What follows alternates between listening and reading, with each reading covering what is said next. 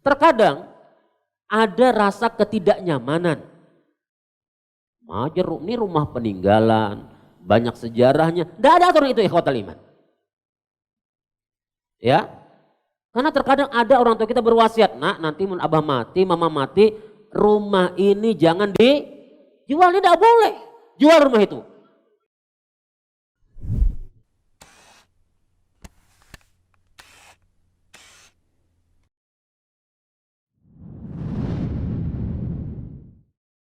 Assalamualaikum warahmatullahi wabarakatuh. Alhamdulillah. Nahmaduhu wa nasta'inuhu wa nastaghfiruh. Wa na'udzu billahi min syururi anfusina wa sayyiati a'malina. May yahdihillahu fala mudilla lahu wa may yudlil fala hadiyalah. Asyhadu an la ilaha illallah wahdahu la syarikalah wa asyhadu anna Muhammadan abduhu wa rasuluh. Ya ayyuhalladzina amanu taqullaha haqqa tuqatih wa la tamutunna illa wa antum muslimun wa ba'du. Ikhwatal iman, jamaah salat subuh yang semoga Allah Subhanahu wa taala senantiasa dan selalu merahmati kita semua. Alhamdulillah, puji syukur kepada Allah tabaraka wa taala. Alhamdulillah, di subuh yang berbahagia ini kita kembali bisa duduk di majelis ilmu yang mulia ini. Salawat dan salam kita sampaikan kepada Nabi kita yang mulia Muhammad sallallahu alaihi wasallam, kepada keluarga beliau, sahabat-sahabat beliau, dan kepada umatnya yang istiqamah meniti langkah beliau ila yaumil qiyamah. Ikhwatal iman rahimani wa rahimakumullah. Pagi ini insyaallah kita akan berbincang-bincang santai ya seputar al-mal, ya seputar harta. Masalah ini salah satu persoalan yang ulun agak gencar menyampaikan karena melihat begitu banyak kasus sengketa yang terjadi di tengah-tengah kaum muslimin, dan kami ya sering mendapat bagian, entah itu curhatnya, entah itu bagian ya untuk menyelesaikan persoalan dan masalah tersebut. Nah, maka ini juga mesti harus kita ilmui ya.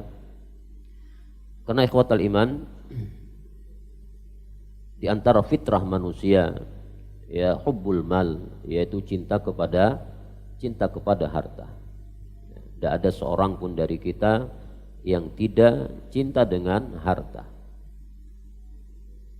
Tidak mudanya, tidak tuanya, ya bahkan hubbul mal ini, cinta kepada harta ini tidak mengenal usia. Ya bahkan yang tua sekalipun, yang udah lansia sekalipun, ya tetap suka dengan al-mal.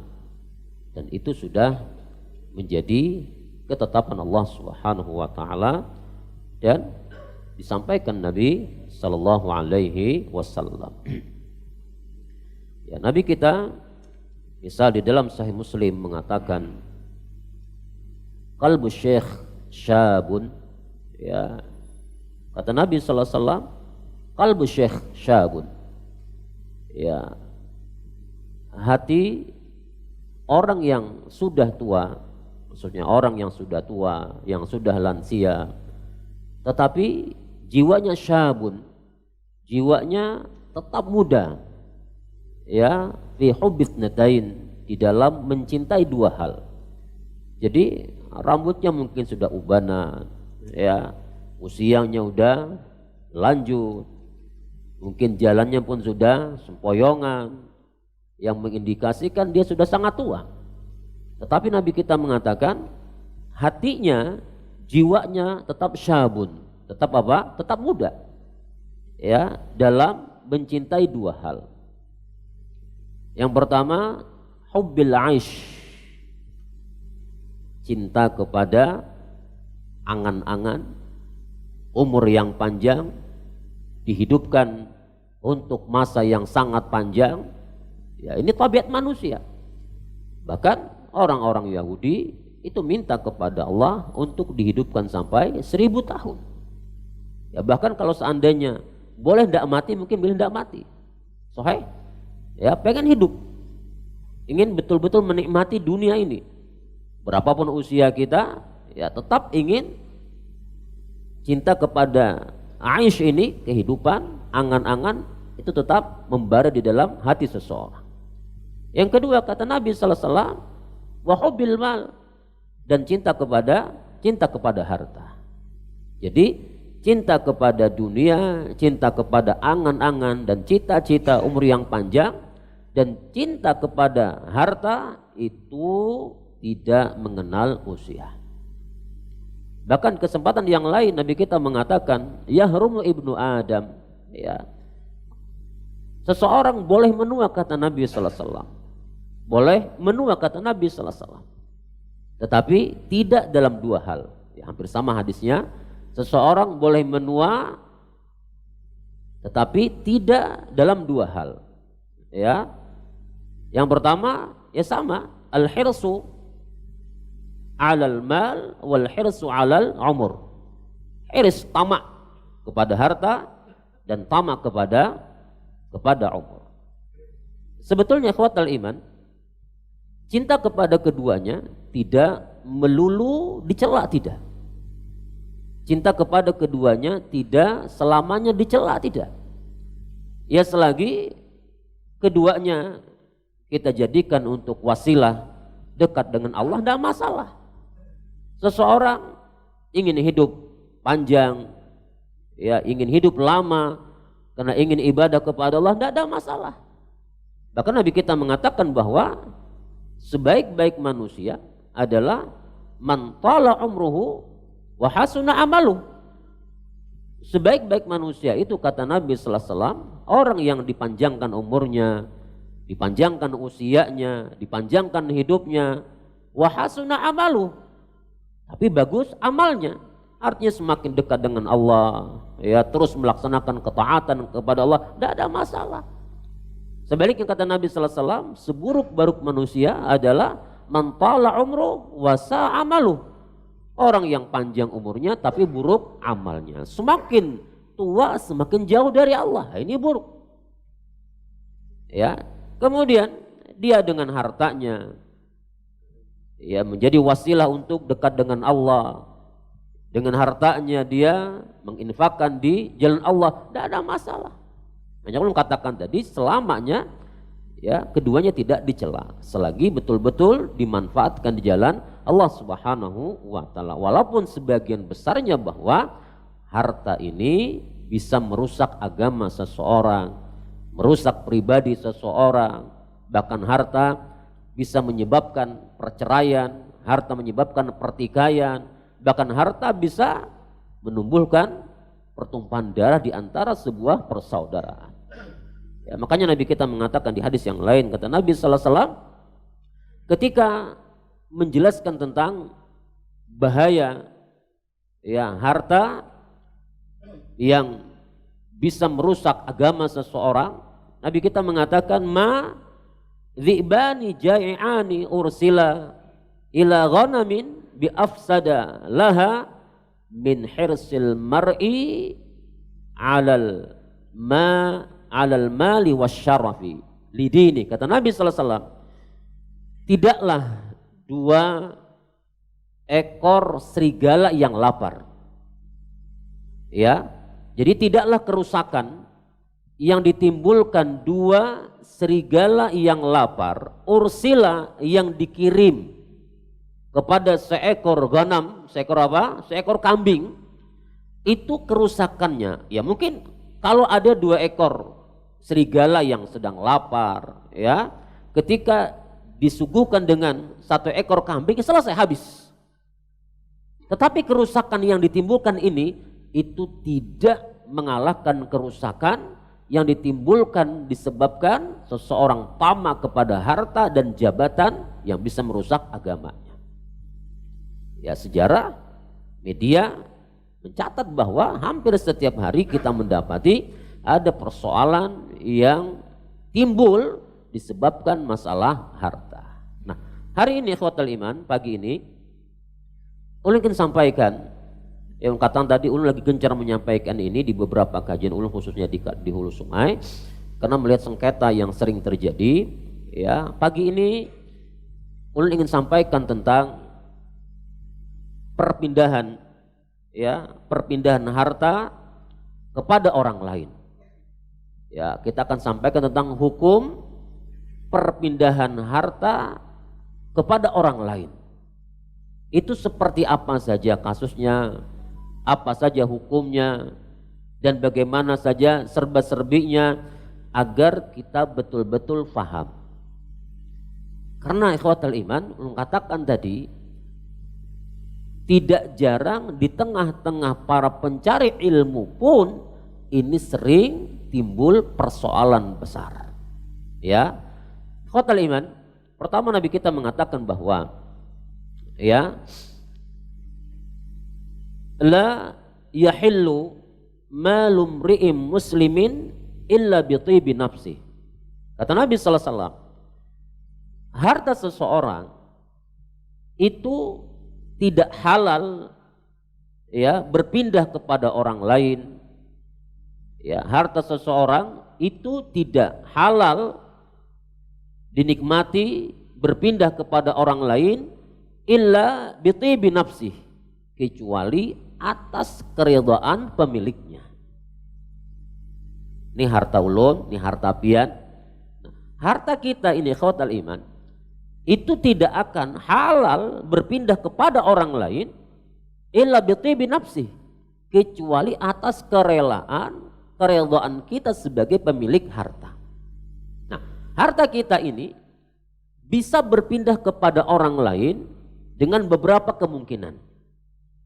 Ya, harta kita yang kita miliki, yang kita kumpulkan, apapun bentuk hartanya, entah itu rumah, berupa aset rumah, mobil, ya, tanah, atau yang berupa emas, rupiah. Nah, ini bisa berpindah kepada orang lain dengan beberapa kemungkinan. Nah, yang pertama ikhwatal iman, kemungkinan yang pertama, ini penting kita catat di dalam kepala kita, berpindahnya harta tersebut kepada orang lain dengan jalur hibah. Dengan jalur hibah. Ya, hibah bahasa sederhananya adalah memberikan harta kepada orang lain, entah itu kepada anak kita, ya, kepada siapa saja yang kita ingin memberikan harta tersebut kepadanya, itu dengan kerelaan kita tanpa dasar kewajiban apapun. Artinya suka-suka kita, ini harta-harta kita. Nah, ketika kita ingin hibahkan kepada orang lain itu suka-suka kita. Nah, yang menjadi persoalan adalah ketika harta tersebut kita hibahkan kepada anak-anak kita. Ya, mungkin kita punya harta banyak, harta melimpah, kita ingin hibahkan kepada putra-putri kita. Tidak ada masalah, silakan, hak-hak kita. Ya, tetapi ikhwatal iman, ketika kita pian ingin menghibahkan harta pian kepada anak-anak pian khususnya, maka mesti diperhatikan kaidah-kaidahnya, mesti diperhatikan batasan-batasannya. Yang pertama, ya, harus bersikap adil ketika memberikan hibah tersebut kepada anak-anak pian. Adil tidak dalam perasaan. Karena urusan perasaan ini tidak bisa disatukan. Dan tabiat manusia terkadang lebih cinta kepada anak yang pertama dari yang kedua, atau terkadang dari yang bontot kepada yang sulung. Itu sesuatu yang biasa. Ya. Karena memang kita tidak bisa ngurus hati kita. Nah, tetapi al-adl di sini adalah dalam pembagian hibah tadi. Katakan pian punya anak 2 atau 3 atau 5 misalnya. Pian ingin hibahkan harta pian kepada anak-anak pian. Maka yang pertama apa? I'dilu baina auladikum fin nuhul. Kata Nabi sallallahu alaihi wasallam, berlaku adillah kalian kepada anak-anak kalian dalam urusan hibah. Kama tuhibbuna, sebagaimana engkau mencintai ayya'dilu bainakum, sebagaimana engkau menginginkan anak-anak kalian juga adil kepada kalian di dalam berbuat baik dan lemah lembut kepada kita. Karena biasanya yang bisa memicu terjadinya sengketa di tengah-tengah anak-anak kita apa? Karena ketidakadilan kita. Terjadi ikhwatal iman. Ya, sering kita dengarkan abah tuh kada adil, mama tuh kada adil, mama tuh pilih kasih, yang fulan lebih diberikan yang lebih besar. Ini terjadi ikhwatal iman. Nah, jadi pertama apa? Adil. Adil itu tidak harus sama angkanya. Adil tidak harus sama angkanya. Tetapi adil di sini apa? Kalau 5 orang dapat tanah, maka 5-5-nya harus dapat tanah. Kalau 5-5-nya diberikan rumah, semuanya dapat rumah. Tapi masalah besarannya, nilainya itu boleh tidak sama lil maslahah. Misal anak yang pertama udah punya pekerjaan, ya dia udah mapan misalnya, maka mungkin diberikan tanahnya yang kaplingannya mungkin agak kecil misalnya. Nah, sementara yang bontot ini yang masih jauh perjalanannya, yang masih kuliah, masih membutuhkan biaya besar, mungkin diberikan tanah yang lebih ke depan, potensialnya lebih mahal, boleh. Hadapkan semuanya, sampaikan semuanya, nak nih abah bahibah. Nang solong nang ini tanahnya, yang nomor 2 yang ini, yang nomor 3 yang ini. Nah masalah. Itu sudah dikatakan adil. Ya, dan kalau seandainya bisa sama itu akan lebih baik. Yang 1 10, yang 2 10, yang 3 10 itu akan lebih baik. Karena ini yang akan meminimalisir kecemburuan dan hasad di tengah keluarga kita. Itu yang pertama, harus adil. Ya, adil dalam mana apa tadi? Dalam mana semua mendapatkan pemberian. Tapi kalau seandainya yang satu dapat, yang satu enggak, ini enggak boleh. Ini namanya zalim. Ya, ini abah mama zalim kepada siapa? Kepada anak-anaknya. Baik. Yang kedua, ini penting ikhwatal ya. Ulun sangat berharap kalian paham ini.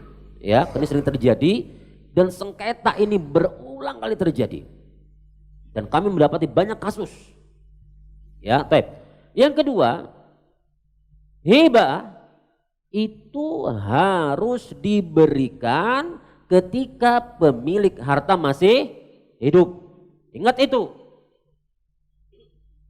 Jangan mengatakan bahwa kena amun matilah atau hagenikam. Tidak bisa seperti itu. Jadi harus masih hidup. Harus masih hidup. Pemilik harta ulun pian masih ada. Kita hadapkan anak-anak kita, panggil semuanya, kumpulkan. Nih, bulan ini. Yang ketiga, ya, harus diserah terimakan, bukan sekedar ucapan. Bentuk serah terimanya apa? Entah itu surat, yang memang harus dengan surat berharga seperti sertifikat, atau wujud tanahnya, wujud rumahnya, harus. Karena kalau sekedar nanti tanah ini hagan pulan, nanti tanah ini hagan pulan, itu belum teranggap hibah. Pahami baik-baik itu. Karena sengketa yang hari sering terjadi apa? Ketika bapaknya meninggal, ibunya meninggal, anak yang kedua mengklaim, kemarin ibu pernah bilang ini tanah untuk saya. Masalah timbul, yang lain tidak terima, oh tidak bisa.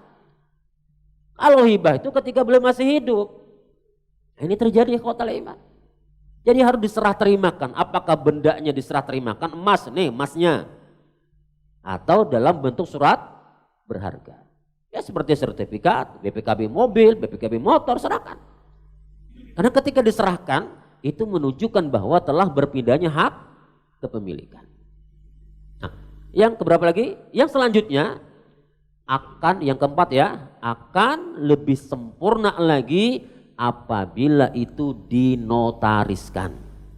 Paling tidak, yang paling sederhana ada dipersaksikan tokoh-tokoh masyarakat. Apakah itu kepala desa, RT, RW atau semisalnya. Sebagai apa? Sebagai legalitas hukum yang menaungi hibah tersebut. Sehingga besok ketika yang menghibahkan sudah meninggal dunia, ini loh kertasnya. Ini loh suratnya. Ini loh tanda tangan notarisnya. Kuat. Ya. Karena kalau sekedar kaul saja ini lemah. Nah buktinya. Buktinya tidak ada ikhwatal iman. Ibu mengatakan, apalagi dengan bahasa seingat saya, tidak bisa jadikan hukum. Karena hukum itu harus kelihatan. Apakah tertuang, apakah tadi diserah terimakan. Nah ini hibah ikhwatal iman. Ya, karena katakan tadi sengketa yang muncul disebabkan ketidakterbukaan orang tua kepada anak-anaknya ketika memberikan hibah tersebut. Mungkin merasa yang anak yang pertama sering menemaninya, sering berbuat baik kepadanya, akhirnya dia katakan, nak nanti ini untuk kamu ya. Ini tidak boleh ikhwatal iman. Ini tidak boleh. Dan orang tua seperti ini Nabi katakan orang tua yang zalim. Karena dia akan membuat tumbuh dan timbulnya apa? Persengketaan di tengah-tengah keluarganya. Jadi ini pertama apa? Hibah. Hibah ini sukarela. Nah, ketika ada yang nanya, misalnya, berapakah dari harta saya yang boleh saya hibahkan? Ya suka-suka kita nih, harta-harta kita. Ini duit ampunku, misalnya ini rumah saya, ya suka-suka saya. Seandainya saya hibahkan semuanya pun tidak masalah. Ya tidak masalah. Dan ingat, hibah yang sudah diberikan itu tidak boleh diambil lagi. Ya, Nabi kita mengatakan itu seperti apa? Seperti orang yang kembali menelan ludahnya. Baik, ini yang pertama. Tapi ketika ada hajat, maslahat, wallahu alam tidak mengapa. Baik, ini yang pertama. Jadi apa? Hibah. Ya. Yang kedua, harta kita bisa berpindah kepada orang lain dengan jalur wasiat. Ya, dengan jalur wasiat. Nah, dalam masalah wasiat ini juga sering terjadi sengketa. Karena ketidakpahaman orang yang berwasiat. Ikhwatal iman, pertama, wasiat itu ditulis, ya, ditulis oleh seseorang yang memiliki harta, dia tulis wasiat.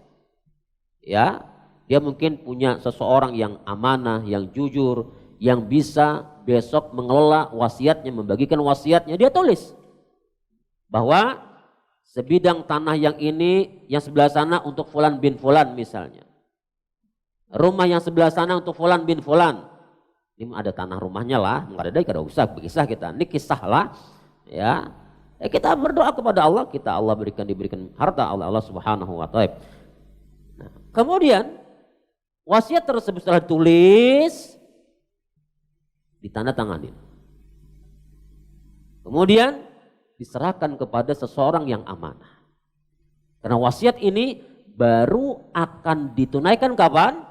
Ketika al-wasi yang berwasiat telah meninggal dunia. Perhatikan ini baik-baik. Hibah itu kapan? Wasiat itu kapan? Ada aturannya semua. Nah, ada pun aturan masalah wasiat. Yang pertama, wasiat yang kita berikan kepada orang lain itu tidak boleh lebih dari 1/3 harta kita. Sahabat yang mulia Sa'ad bin Abi Waqqas radhiyallahu an, ya, salah satu al-mubasysyirin bil jannah, satu sahabat Nabi yang dijamin surga Allah Subhanahu wa taala.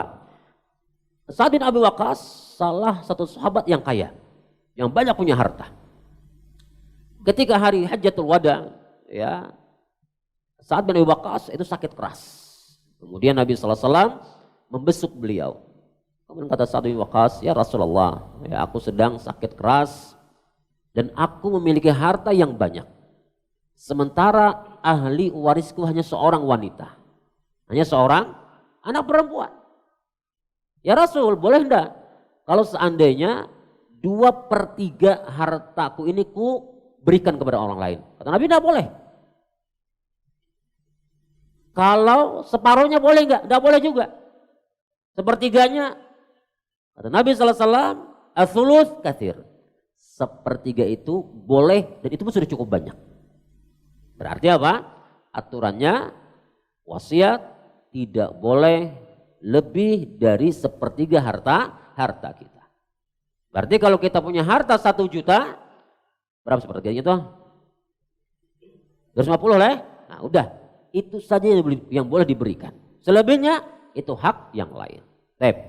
Yang kedua, ini yang harus betul-betul kita catat. Yang kedua, ikhwatal iman, wasiat tidak boleh diberikan kepada ahli waris. Pahami itu. Ya. Nanti jangan mengatakan wasiatnya untuk anak yang pertama ini. Tidak boleh. Nabi kita mengatakan, "Innallaha ta'ala qad a'ta kulladzi haqqin haqqah." Kata Nabi SAW, sesungguhnya Allah Subhanahu wa taala telah memberikan, ya, seseorang dengan haknya masing-masing. Maka fala wasiyata liwarithin, maka tidak ada wasiat bagi siapa? Bagi ahli waris. Tidak boleh. Jadi orang-orang yang berhak mendapatkan waris kita tidak boleh mendapatkan wasiat. Nabi kita mengatakan demikian sudah. Jadi kalau seandainya wasiat yang tertulis untuk anak kita, untuk istri kita, untuk abah kita, tidak boleh, maka wasiatnya dianggap batal dan tidak boleh ditunaikan.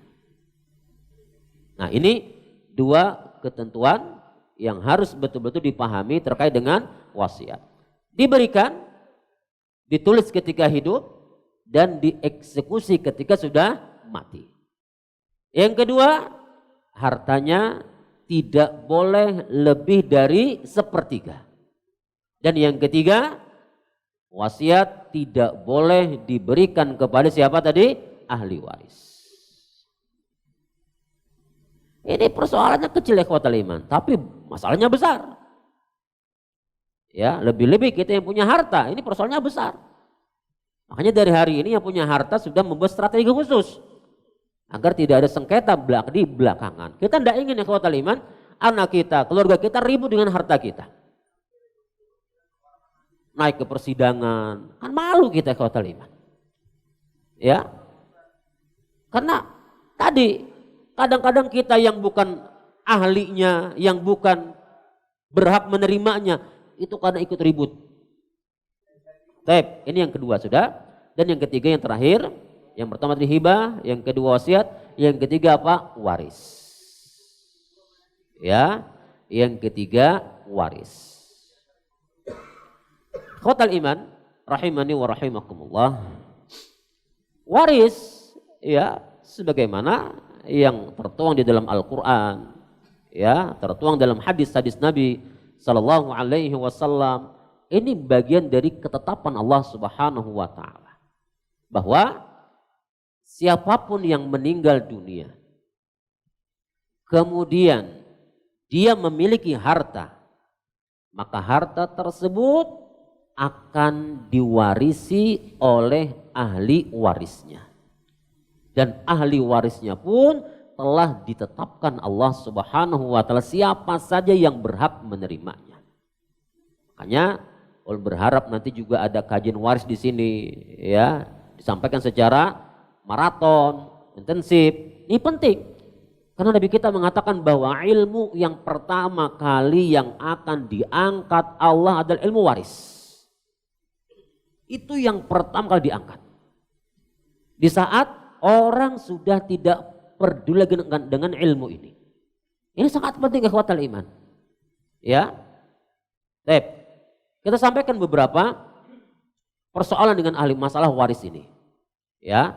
Jadi yang mesti kita pahami bahwa ketika kita meninggal dunia dan kita meninggalkan harta, maka aturan agama kita adalah bagaimana harta itu sesegera mungkin, secepat mungkin untuk dibagikan. Tidak boleh ditunda-tunda. Nah, hari ini berantai kasusnya. Ya, hari ini berantai kasusnya. Dari KAI, turun ke Abah, turun ke bawah lagi berantai. Ini susah bagi saudara ikhwatal iman. Nanti yang ahli waris yang satu sudah meninggal, akhirnya sengketa di belakang. Kalau kita-kita yang rumpunnya masih ada, masih bisa mengentaskan masalah. Tapi kalau kita-kita yang di atas sudah tidak ada, ini repot nanti di belakang. Nah, terkadang ada rasa ketidaknyamanan. Ini rumah peninggalan, banyak sejarahnya. Tidak ada aturan itu ikhwatal iman.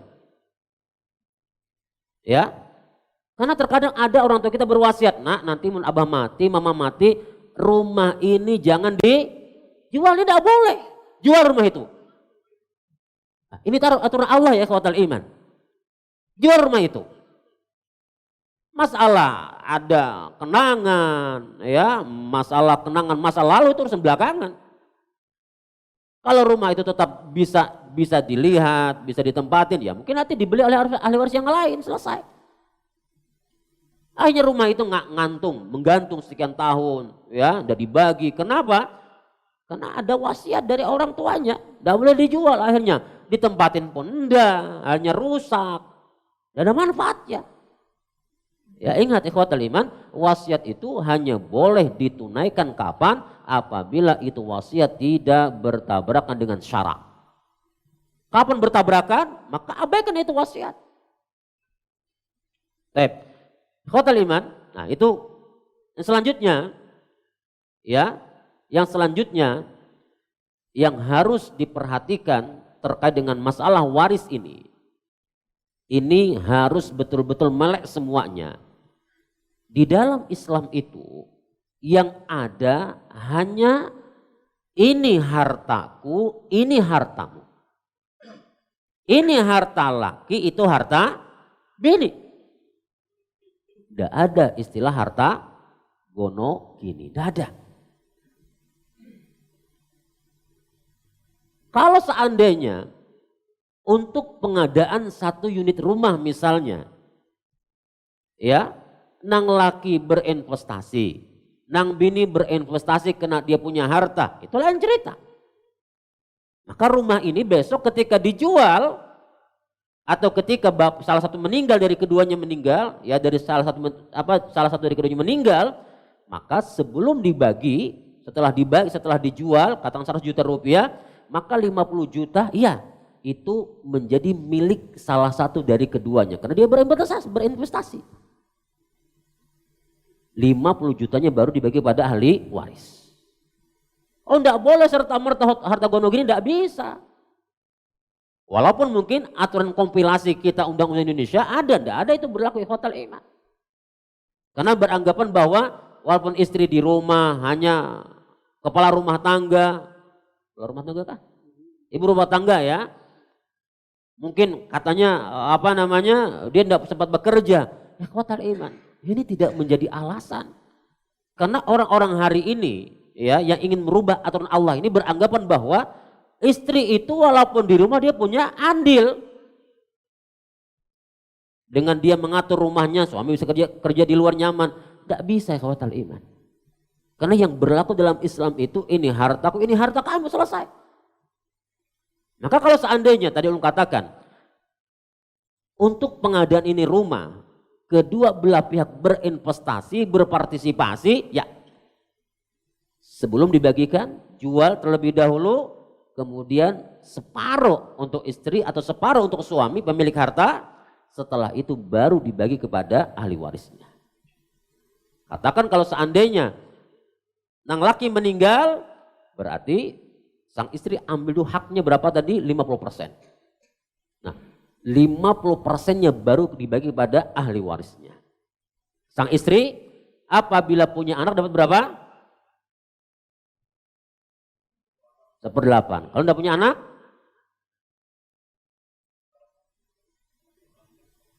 Hah? 1/16? Ini belum.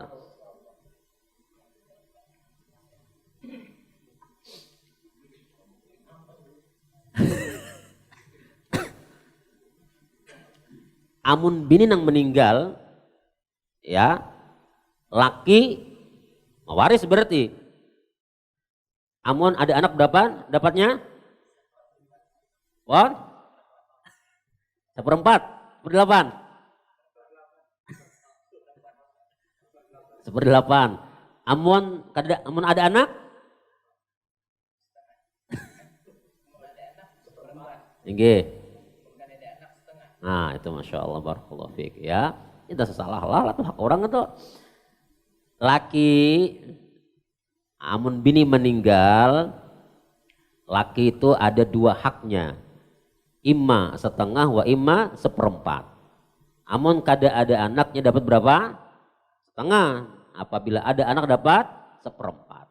Bini imma 1/4 wa imma 1/8.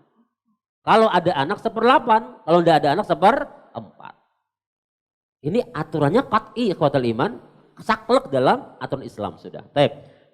Nah itu, kemudian ikhwatal iman, nah selanjutnya ya, apakah boleh harta warisan itu dibagi atas dasar keridhaan?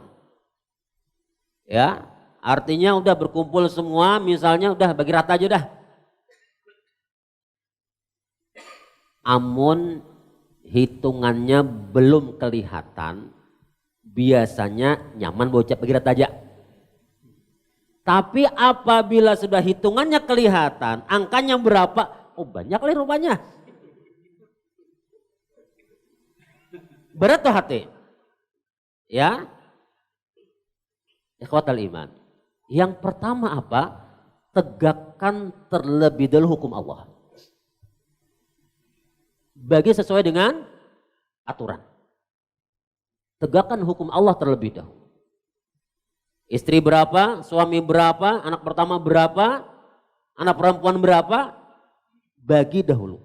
Nah, persoalan setelah itu, setelah semua mendapat angka masing-masing, ya, kemudian yang lain berucap, dah hagen milik aku, bagi saja rata, tidak masalah. Itu sudah murni karena asas redha, tidak masalah. Tapi sebelum itu diberlakukan, bagi terlebih dahulu sesuai dengan aturan. Lihatkan dulu angkanya berapa. Ya, amun 1 M duitnya apa ganal bagiannya. Lah, rumah ini kan dari yang murah ya kawan lima. 1 unit rumah di Youtube besar harganya, nilainya. Nah jadi bagi sesuai aturan dahulu berapa masing-masingnya, ya. Nah kemudian setelah itu baru kalau pengen dibagi rata. Karena mungkin yang anak pertama dia udah punya harta, dia udah berkecukupan, sementara dia lihat adiknya mungkin masih perlu dibantu, maka tidak masalah, itu suka-suka dia. Yang penting semua orang sudah mendapatkan ketentuan haknya masing-masing. Baik. Masalah, bagaimana orang yang tidak memiliki anak laki-laki? Hartanya bisa buka nih Pak. Kalau buka Pian, ya bisa kesana kemari hartanya. Karena anak perempuan itu dia tidak bisa menguasai harta. Dia hanya bisa mendapatkan setengah ketika sendirian, 2/3 ketika bersama dengan perempuan yang lainnya, atau asabah bersama anak laki-laki. Dia kemungkinannya 3 itu. Ya, nggak bisa menguasai semuanya. Amun lakian, oh selesai sudah, jagaunya itu. Ya, amun lakian aman sudah. Nah, amun binian, kita punya anak perempuan saja misalnya, nggak ada laki-lakinya, maka sangat mungkin harta itu buka. Bahkan mana? Kepada ahli waris yang lainnya. Entah kepada pamannya nanti. Ya, mungkin kepada bibinya nanti. Karena anak perempuan itu dalam katanya hanya 3 kemungkinannya. 1, dia dapat setengah ketika sendirian. 2/3 ketika bersama dengan perempuan yang lain, dia punya saudara perempuan yang lain. Atau asabah dengan anak laki-laki 1/2. Nah, akhirnya ada sebagian orang ya menghibahkan hartanya semenjak dini untuk anak-anak perempuannya. Ya, dengan asumsi apa? Untuk mengamankan harta. Ya anak nyaman banget orang abah namanya orang dapatkan repot nanti itu. Dan ucapannya sering terlontarkan ya ikhwatal iman. Ya ketika abahnya meninggal di dunia waktu hidup tidak sempat menghibahkan harta kepada putri-putrinya, anak dapat 2/3 karena beberapa orang, selebihnya 1/3-nya lari ke lain. Hanya yang ngoceh, nyaman banget aja. Abah nang begawi, abah nang keringatan, orang nang dapat. Ini terjadi ikhwatal iman. Maka akhirnya tidak sedikit hari ini yang menghibahkan hartanya semenjak dini. Ya kita katakan sah-sah saja. Ya tapi kalau seandainya ini yang menjadi motivasi awalnya adalah, maka tidak mustahil ini adalah bagian dari upaya untuk menghilangkan harta waris. Menghilangkan ilmu waris ini. Akhirnya semua orang akan berpikir udah bagi dulu dari awal. Ya tapi itu sah-sah saja, tidak ada masalah karena sifatnya hibah. Yang penting kalau katakan tadi diberikan ketika dia masih hidup. Nah ini mungkin ikhwatul iman beberapa serba-serbi masalah ini penting ya karena kita pasti mati ya sedikit apapun pasti kita punya harta. Paling tidak tadi malam ada motor butut lah ya. Itu kan kalau kita mati jadi harta warisan. Ya, nah jadi ini mesti kita pahami semuanya. Karena kita tidak ingin meninggalkan masalah besar di belakang. Kita sudah mati selesai. Dan kita yang masih hidup, jangan membiarkan orang yang sudah mati ya menjadi masalah. Disebabkan apa? Kita di dunia yang melambat-lambatkan untuk menyelesaikan urusan warisnya. Baik, terakhir, masalah warisan ikhwatul iman sebelum dibagikan, maka terlebih dahulu selesaikan urusan si mayit. Ya, pertama tentang tajhizul janaiznya. Ya untuk proses penyelenggaraan jenazah ambil dulu berapa. Kalau dia punya hutang, punya janjinya selesaikan dahulu. Nah kalau masih ada baru itu yang dibagikan kepada ahli waris. Nah ulun angkat ini ikhwatal iman secara umum saja ini sifatnya agar kita waspada ya. Karena ulun katakan tadi kasus masalah ini sangat sering terjadi. Banyak terjadi. Ya, bahkan tidak jarang ulun katakan tadi sampai naik ke meja hijau karena sengketa. Dan kami termasuk rancak mendapati kasus tersebut.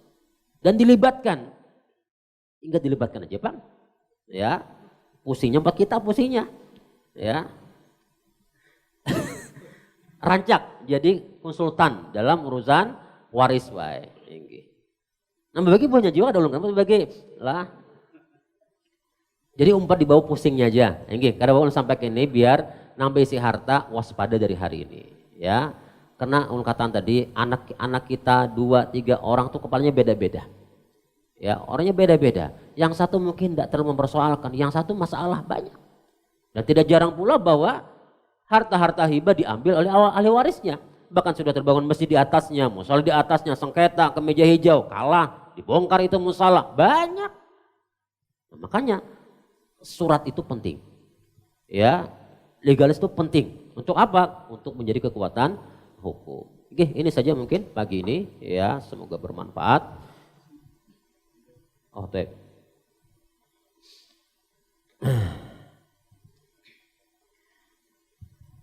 Almarhum nenek saya ya. Ikhwatal iman sedikit ya. Penggunaan kata almarhum ini itu ada 2 kemungkinan.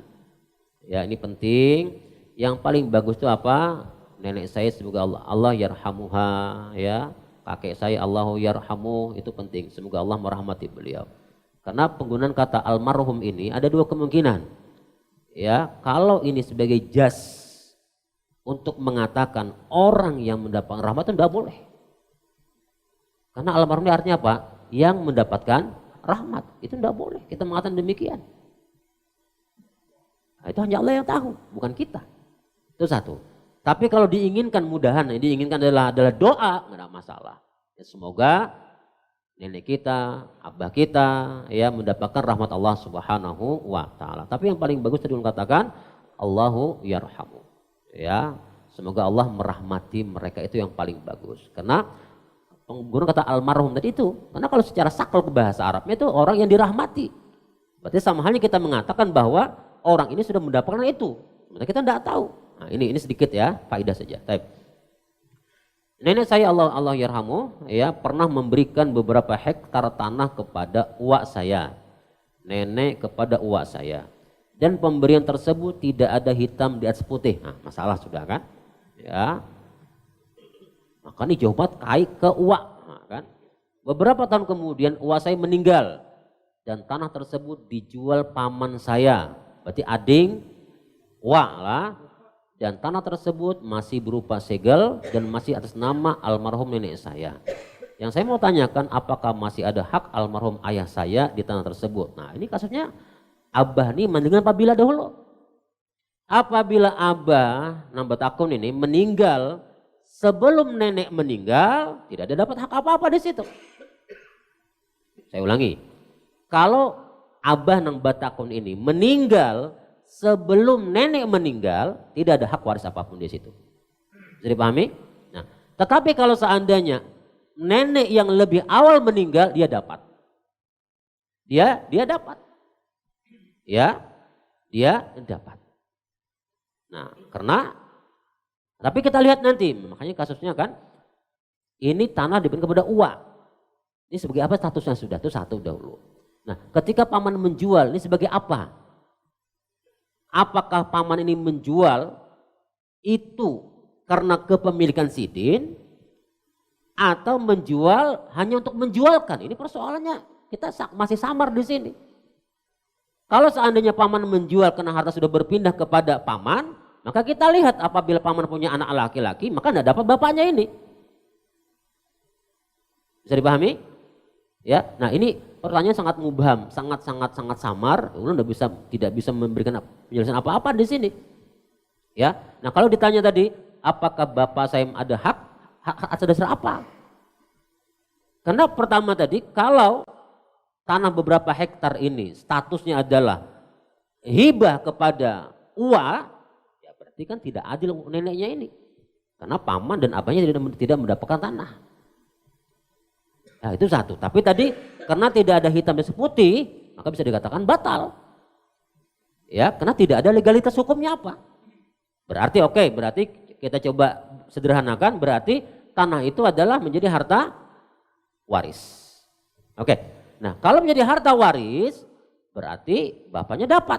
Kalau dengan catatan tadi bapaknya meninggal setelah nenek meninggal. Berarti harta ini ya akan mendapat, kita lihat siapa saja ahli warisnya. Jadi saudara ini ada paman, ada bapaknya ini, siapa lagi? Nah, jadi ini penanya, saya tidak bisa memberikan jawaban apa-apa, tapi secara umum saja, kalau tanah itu dikatakan batal hibahnya, berarti bapak Anda dapat bagian dari tanah tersebut. Ya, karena sebagai anak jatuhnya, betul ya? Sebagai anak. Berarti kalau hanya berdua saja, sisanya uak meninggal, yang ada paman dengan abah saja, maka langsung bagi dua, selesai. Kalau memang tidak ada anak-anak yang lain. Karena anak laki-laki itu bisa mengamankan harta secara totalitas. Jadi kalau sudah ada bisa anak saikung jelakian, aman sudah harta pian. Kada buka kemana-mana pokoknya dah. Ya aman pokoknya, waris tunggal. Ya aman, kada buka kemana-mana. Baik, nah ini mungkin secara umum ya yang bisa ulun sampaikan, karena ini sifatnya masih umum, tapi ulun sampaikan tadi kalau hibah itu dikatakan batal, berarti tanah itu menjadi hak waris. Kalau dijual, kalau bapak Anda meninggal, ya setelah nenek meninggal, maka mendapatkan setengah dari harta ini kalau memang hanya berdua saja ahli warisnya, paman dengan bapak penanya. Wallahu a'lam. Ada yang mau langsung? Oke, silakan. Assalamualaikum warahmatullahi wabarakatuh.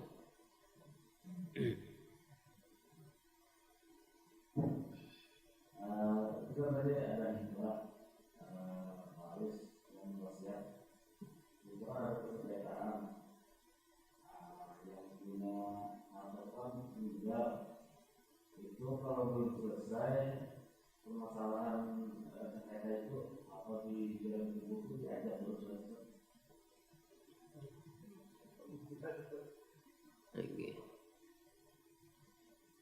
Baik, wallahu a'lam. Ya. Jadi khotal iman, sebenarnya orang yang sudah mati itu kan selesai dengan urusan dunia. Ya, sudah selesai dengan urusan dunia. Kecuali apabila dia meninggalkan keburukan-keburukan di dunia, jariah-jariah buruk di dunia, maka itu akan terus mengalir ke kuburnya. Ya, atau seandainya ada hutang-hutang yang belum diselesaikan, maka Nabi kita mengatakan jiwanya akan mu'allaq, tergantung sampai dilunasi hutang-hutangnya. Ya. Nah, adapun sengketa yang ada di belakang, ya mudahan ini tidak berdampak kepada pemilik hartanya. Ya. Nah, maka ulun katakan tadi dari awal bahwa kita harus memberikan ilmu yang cukup kepada anak-anak kita, memahamkan kepada mereka bagaimana menyikapi harta ketika kita yang sudah meninggal dunia. Ya. Jadi kalau ditanya apakah disiksa, wallahu alam, ya semoga tidak. Ya, karena ini sama sekali tidak ada terkait dengan urusan dia. Karena dia sudah selesai. Nah, yang menjadi masalah itu tadi ulun katakan kalau seandainya ketika dia mati dia mewariskan keburukan. Karena ada jariah hasanah dan ada jariah sayyi'ah. Ada jariah hasanah, ini kebaikan yang mengalir berupa kebaikan. Ada jariah sayyi'ah, keburukan yang juga mengalir sebab dia. Itu yang akan terus mengalir yang menyebabkan dia disiksa. Atau misal lain, ya Nabi kita mengatakan innal mayyita la yu'adzabu bibukai ahli. Bahwa mayit itu akan disiksa disebabkan tangisan keluarganya. Itu seperti apa? Apakah Anda boleh menangis ketika orang tua kita meninggal? Bukan demikian artinya. Kata para ulama adalah hadis ini ketika kita berwasiat kepada anak-anak kita. Karena besok mun abah mati tangisi. Ya, maka hadis ini berlaku. Tangisan tersebut akan menyebabkan orang tuanya disiksa Allah Subhanahu wa taala. Ya, karena menangis sesuatu yang tabi'i, yang sesuatu yang fitrah. Nabi pun menangis ketika Ibrahim meninggal dunia. Jadi itu ya insya Allah tidak ada terkait dengan apa-apa, tapi ya akan lebih bagus apabila segera diselesaikan. Mudahan sebab itu pula ya si mayit pun tenang di dalam, ya. Kemudian mudahan tidak ada sengketa di belakangnya lagi, wallahu a'lam. Allah meninggalkan harta waris sebuah rumah yang meninggalkan ahli waris. Sebentar. Abah meninggalkan harta waris sebuah rumah yang meninggalkan ahli waris ibu, satu anak perempuan, acil, nenek, berapa saja pembagiannya. Kemudian rumah tersebut ada payu-payu. Solusinya gimana Ustadz? Jazakumullah khairah. Baik. Ya, wallahu alam. Jadi ikhwatal iman, ya, ada ahli waris yang tidak akan mungkin terhijab.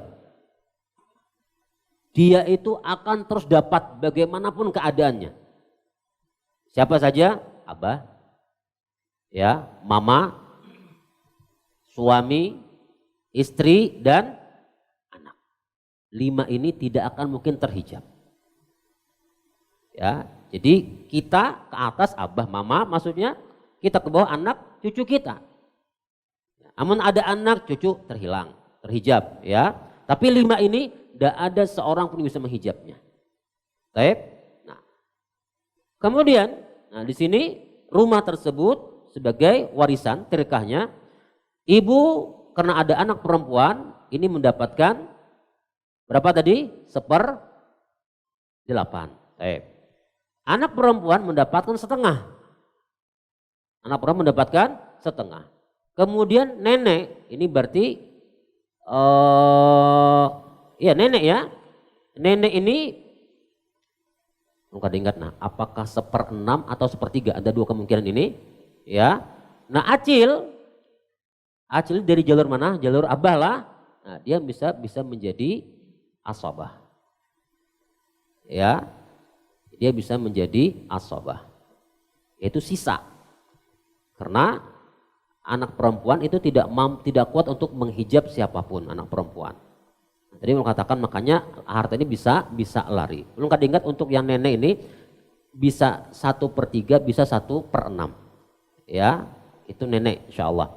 Nah, adapun bagaimana rumah yang belum laku-laku ya memang terus diupayakan. Atau misalnya ada ahli waris yang mau menyicilnya, dia membelinya, kemudian hartanya dibagikan, ya.